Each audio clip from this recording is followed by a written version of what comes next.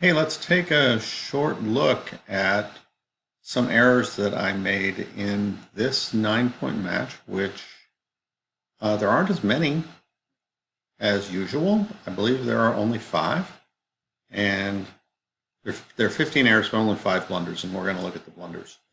And I had a rating of 6.9 for the match, which is a little bit better than average for me. I'm typically more of a 9. So let's get right to it. This is first error is actually in game 2. I've won the first game 1-0, and I have a 6-4 to play. And as you can see, I played 13-3, and better play according to XG is 15-5. If you're trying to bear in and also build some things, this is probably a better strategy. Notice red doesn't have a board yet, and in fact has 2 blots on the 7 and 8 points, so it's going to be pretty difficult for red to do a whole lot of damage, and this is a great chance to clear the 15 point. We also duplicate 3s, so just sort of a smarter play all the way around. You're probably going to get hit, but you're probably not going to get hit a bunch of times.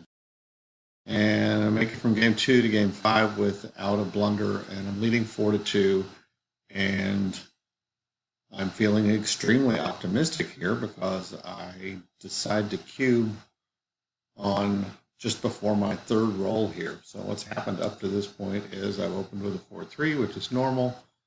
Red has made a blunder here with the 5-4. Should have hit me instead. I've come down with the 4-3 and made the hit and made a point. So everything that's happened to me up to this point is good. And then red comes in with the 3 and hits with the 2, which is this is the right play, but it leaves me a double shot. And I'm also bearing in. I've got a great chance to put 2 on the bar. It looked great to me, and it's a good position. I'm 57% to win. 19% of those are gammons.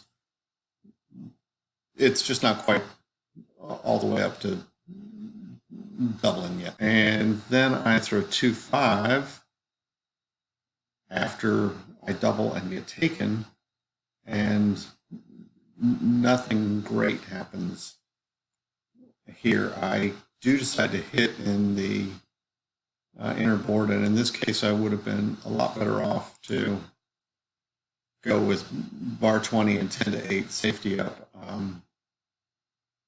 I'm almost certain to get some more shots here. Same game, still leading 4-2, and I have a 6-5 to play. And what I'm trying to do is maximize my chance of closing out the 3-point.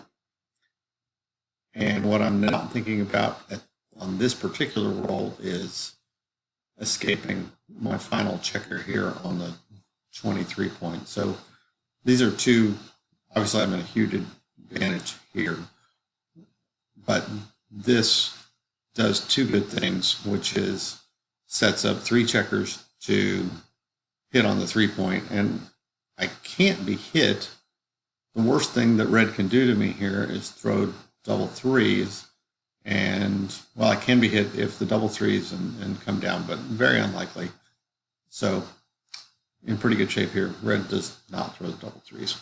And now we're at 8-2 Crawford, and I have a huge race lead here, and for reasons that are entirely unclear, I decide that I would rather take the chance now, sort of the, do you want to pay me now or pay me later, to move in here with the 6-4 and to leave the single shot,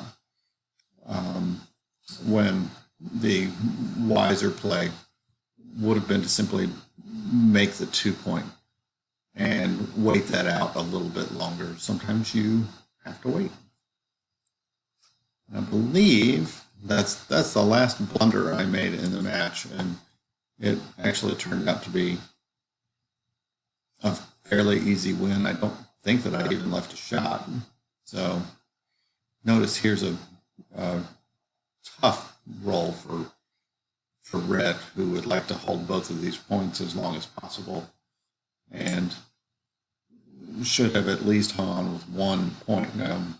What's the worst thing that can happen to you? You're going to get gammoned. Well, you get gammoned, you lose, whatever. And So now I get to make this 6-point prime, and I don't throw a terrible 6-5 and leave that, and then I'm stacked beautifully here to really close out everything and win pretty easily. Pretty easy match, and only 5 blunders, which for me, pretty good.